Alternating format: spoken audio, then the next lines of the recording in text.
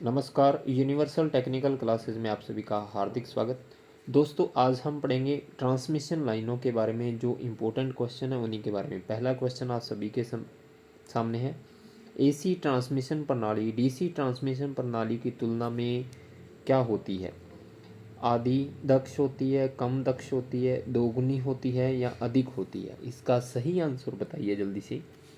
क्या हो जाएगा दोस्तों? इसका सही आंसर है बी, कम दक्ष होती है। दोस्तों ध्यान रखना, इसका कारण क्या है?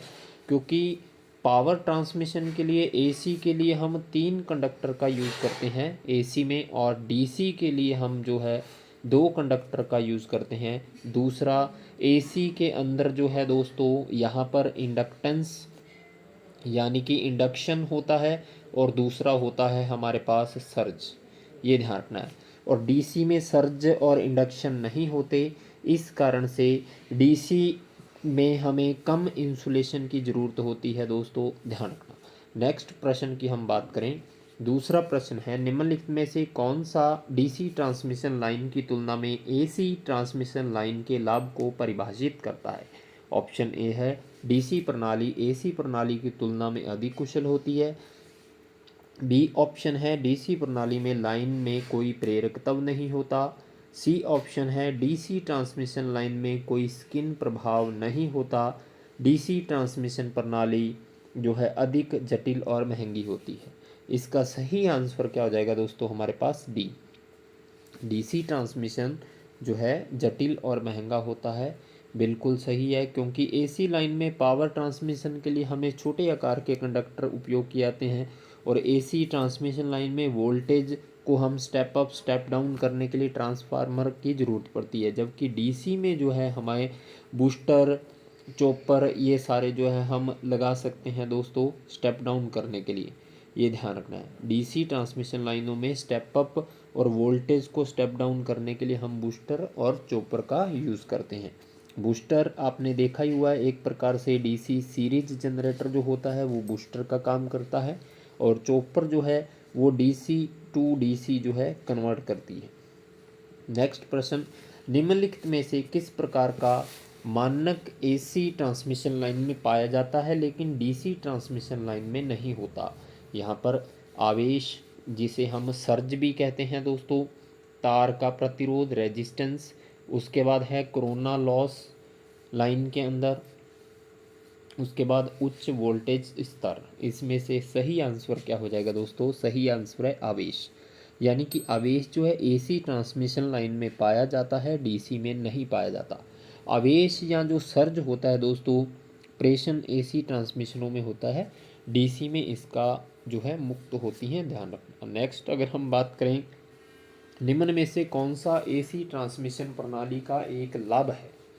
ऑप्शन ए है, प्रत्यावर्ती वोल्टेज को सरलता से स्टेप अप स्टेप डाउन किया जा सकता है। बी ऑप्शन है, एसी वैद्युतिक शक्ति संचरण नेटवर्क की संरचना डीसी प्रणाली की तुलना में अधिक जटिल होती है। सी ऑप्शन आपके पास, स्किन प्रभाव व प्रॉक्सिमिटी प्रभाव की समस्या केवल एसी प्रणाली में होती है। और हमारे पास डी है, वैद्युतिक शक्ति ट्रांसमिशन प्रणाली का रिएक्टेंस वोल्टेज रेगुलेशन को प्रभावित करती है। इसका सही आंसर हो जाएगा दोस्तों ए हमारे पास, यानी कि प्रत्यावर्ती वोल्टेज को सरलतापूर्वक स्टेप अप और स्टेप डाउन किया जा सकता है। नेक्स्ट अगर हम बात करें दोस्तों, आपको ये भी पता है एसी जो होती है उसके उप स्टेशन जो होते हैं वहाँ पर अनुरक्षण और ज़्यादा आसान हो जाता है मरम्मत करना भी। और एसी जो विभव होता है उसको ट्रांसफार्मर की सहायता से हम जो है आसानी से अप और डाउन कर सकते हैं। नेक्स्ट प्रश्न की बात करें, निम्न में से किस वोल्टेज स्तर का उपयोग प्राथमिक संचरण लाइन में किया जाता है? वेरी इंपॉर्टेंट प्रश्न है, ये प्रश्न बार बार पूछा जाता है।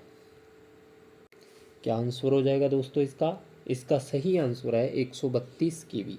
वेरी इंपॉर्टेंट है। प्राथमिक संचरण में हम 132 केवी जो है वोल्टेज के स्तर का यूज़ करते हैं। वह ये क्या करता है, विद्युत शक्ति जो 3 फेज 3 तार होते हैं ओवरहेड द्वारा हम शहर के बाहरी भागों में हम 132 केवी को भेजते हैं दोस्तों, ये आपको पता है। नेक्स्ट अगर हम बात करें, एचवीडीसी ट्रांसमिशन लाइन की वैध हानि की पहचान कीजिए। वैलिड डिसएडवांटेज की बात हो रही है।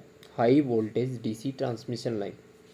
इसमें ऑप्शन दिए हुए हाई रेडियो इंटरफेरेंस हो सकती है इंटरफेस, उसके बाद एक्सपेंसिव कन्वर्टर महंगा परिवर्तक, उच्च कोरोना हानि, स्किन प्रभाव।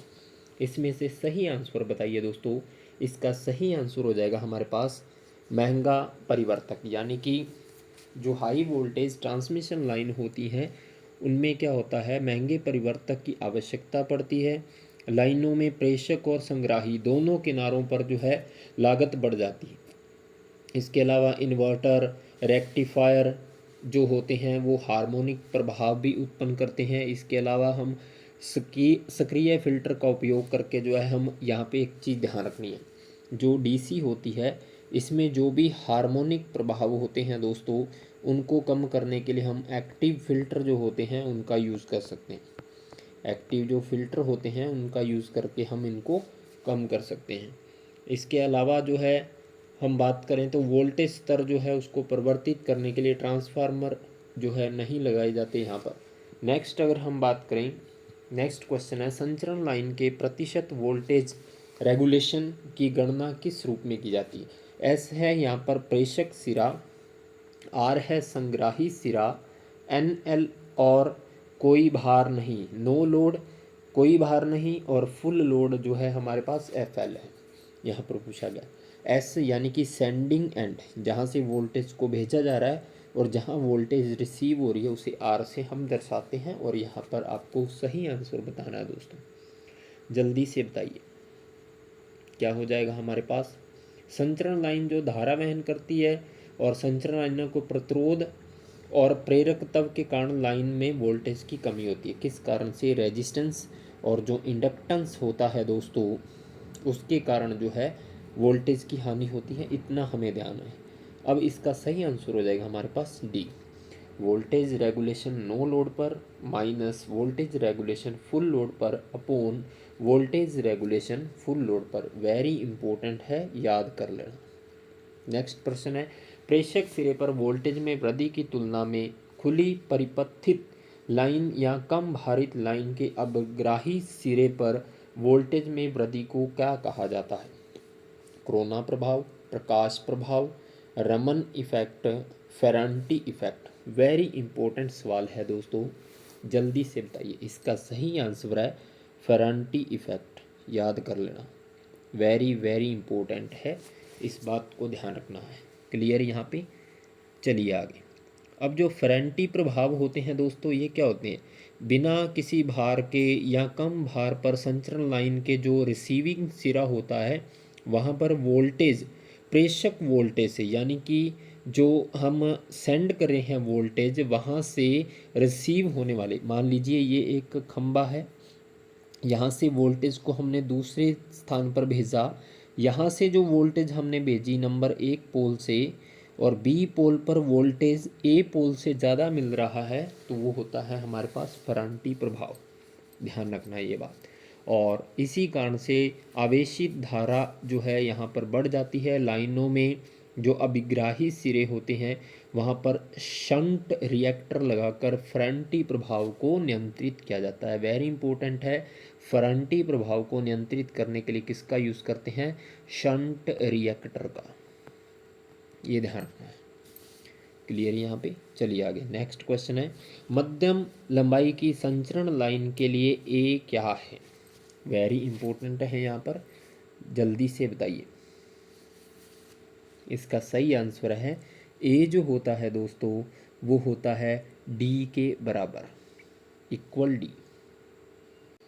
नेक्स्ट प्रश्न आप सभी के लिए, जब ट्रांसमिशन वोल्टेज में वृद्धि की जाती है तो लाइन हानियाँ क्या होती हैं, आधी हो जाती हैं, बढ़ जाती हैं, समान रहती हैं, जल्दी से बताइए। इसका सही आंसर जो है दोस्तों वो होता है घट जाती हैं। जब ट्रांसमिशन वोल्टेज बढ़ाएंगे तो हानियाँ जो हैं घट जाएंगी, ये ध्यान रखना। और जो लाइन हानियाँ होती हैं इसको हम लिखते हैं W बराबर 3I² से, इस फॉर्मूले से हम दर्शाते हैं दोस्तों, ध्यान रखना। और यहाँ पर अगर हम वाट की बात करें तो I बराबर क्या होता है, P/√3 cos phi v, ये हमारा फॉर्मूला बन जाता है यहाँ पर, ध्यान रखना। तो इसी प्रकार से एक चीज़ और ध्यान रखनी जो इम्पोर्टेंट है, जो पावर लॉस होते हैं वो वोल्टेज के क्या होते हैं, विलोमानुपाती होते हैं। ये बात भी ध्यान रखनी, वोल्टेज के स्क्वायर के विलोमानुपाती होते हैं दोस्तों, ध्यान रखना ये बात, क्योंकि ये चीज़ें रूट में आ जाती हैं। नेक्स्ट प्रश्न है, संचरण लाइनों में प्राप्ति सिरे पर वोल्टेज में परिवर्तन को प्राप्ति सिरे पर पूर्ण लोड वोल्टेज की प्रतिशत के रूप में व्यक्त किया जाता है। जब किसी दिए गए पावर फैक्टर के साथ प्रेषण सिरे पर वोल्टेज को स्थिर रखते हुए लोड को हटा दिया जाए तो इसे क्या कहेंगे? Voltage regulation, load regulation, shunt regulation, current regulation. इसका सही आंसर जो हो जाता है दोस्तों वो होता है हमारे पास वोल्टेज रेगुलेशन, ध्यान रखना। नेक्स्ट है, ओवरहेड ट्रांसमिशन लाइन के लिए बढ़ती प्रतिबाधा सर्ज इम्पीडेंस की सीमा कितनी होती है? बहुत ही अच्छा सवाल है दोस्तों, जल्दी से बताइए। इसका सही आंसर हो जाएगा 400 से 600 ओम दोस्तों। सर्ज इम्पीडेंस निकालने का फॉर्मूला है ZS बराबर √L/C। ये ध्यान रखना, L है यहाँ पर हमारे पास इंडक्टेंस और जो C है ये हो गया हमारे पास कैपेसिटेंस। क्लियर यहाँ पर? चलिए आगे। और जो फेज़ एंगल होता है इस कंडीशन में, फेज़ एंगल जो है 0 से 15 डिग्री तक होता है, ध्यान रखना। क्लियर? चलिए आगे। नेक्स्ट प्रश्न की अगर हम बात करें दोस्तों तो नेक्स्ट है, यदि आपूर्ति आवृत्ति बढ़ जाती है तो किन प्रभाव पर क्या प्रभाव पड़ता है? जल्दी से बताइए। इसका सही आंसर हो जाएगा हमारे पास सी, क्या हो जाएगा? बढ़ जाएगा, ये ध्यान रखना है। क्लियर यहाँ पर? अब देखिए, सप्लाई आवृत्ति बढ़ाने पर क्या होता है, स्किन प्रभाव भी बढ़ता है। स्किन प्रभाव के कारण जो है एसी चालक की सतह से होकर प्रभावित होती है और स्किन प्रभाव चालक के व्यास के वृद्धि करने के कारण बढ़ता है दोस्तों, ध्यान रखना। व्यास बढ़ाने पे भी बढ़ जाता है। नेक्स्ट प्रश्न है, संचरण लाइन निम्न में से कौन से वितरित स्थिरांक होते हैं? संचरण लाइन में कौन सा वितरित स्थिरांक होता है, इसमें से बताना आपको। देखिए, एक संचरण लाइन जो होती है उसमें प्रतिरोध होता है, प्रेरकत्व होता है, श्रेणी और शंट कैपेसिटेंस होती है दोस्तों, ध्यान रखना। नेक्स्ट प्रश्न आप सभी के लिए, एक आदर्श विनियमित बिजली आपूर्ति का वोल्टेज रेगुलेशन किसके बराबर मापा गया है दोस्तों? सही आंसर बताइए। इसका सही आंसर है 0% के बराबर। क्लियर यहाँ पर? चलिए आगे। नेक्स्ट है हमारे पास, एकल फेज आपूर्ति में लाइन तार की तुलना में उदासीन तार का आकार क्या होता है दोस्तों? जल्दी से बताइए। क्या हो जाएगा दोस्तों?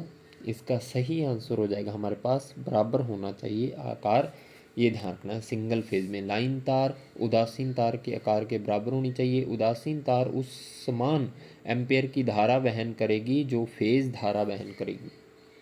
चालकों के मध्य एक ही अधिक वोल्टेज सहित त्रिकला 3 तार तंत्र एवं एक कला 2 तार तंत्र आवश्यक ताम्र आयतन का अनुपात होता है। तो इसका सही आंसर बताइए। वेरी इंपॉर्टेंट है दोस्तों, इसका सही आंसर हो जाएगा हमारे पास 3/4। ध्यान रखना, थ्री फेज 3 तार के आयतन बटे एक फेज और 2 तार, इनका पूछ रहा है। तो इसका सही आंसर जो हो जाएगा दोस्तों, फेज एंगल से हम ज्ञात करेंगे तो ये आ जाएगा हमारे पास 3/4। नेक्स्ट है, निम्न में से कौन मानक संचरण वोल्टेज नहीं है? स्टैंडर्ड वोल्टेज निम्नलिखित में से कौन सी नहीं है दोस्तों? 132, 222, 400 kV, 750। जल्दी से बताइए। इसका सही आंसर है बी, 222 हमारे मानक वोल्टेज नहीं है दोस्तों। हम 132 का यूज़ करते हैं, 400 kV, 750 kV का भी यूज़ करते हैं। नेक्स्ट है, बंडल कंडक्टर का प्रयोग ट्रांसमिशन लाइनों में क्यों किया जाता है या क्या प्राप्त करने के लिए किया जाता है? अच्छा वोल्टेज रेगुलेशन, कम इंडक्टेंस, कम स्किन प्रभाव, उपरोक्त सभी। इसका सही आंसर बताइए। इसका सही आंसर है कम इंडक्टेंस प्राप्त करने के लिए है जो हम बंडल कंडक्टर का यूज़ करते हैं। दो या दो से अधिक स्टैंडर्ड जो तार होते हैं, दो या दो से अधिक स्टैंडर्ड तार जो होते हैं उनसे मिलकर बना होता है बंडल कंडक्टर, ध्यान रखना। नेक्स्ट है, एक एसी प्रत्यावर्ती धारा संचरण लाइन के लिए आवश्यक तांबे का आयतन होता है वोल्टेज के समानुपाती, शक्ति गुणांक के समानुपाती, वोल्टेज के व्युत्क्रमानुपाती और धारा के समानुपाती। तो इसका सही आंसर जो हो जाएगा हमारे पास दोस्तों, वो हो जाएगा तीसरा ओनली। ये ध्यान रखना। ये थे हमारे इम्पोर्टेंट प्रश्न। बहुत जल्द हम 100 क्वेश्चन की जो है सीरीज लेके आएंगे दोस्तों। प्रतिदिन हम 100 क्वेश्चंस करेंगे अच्छे से, और जो आपके मोस्ट इम्पोर्टेंट है। धन्यवाद।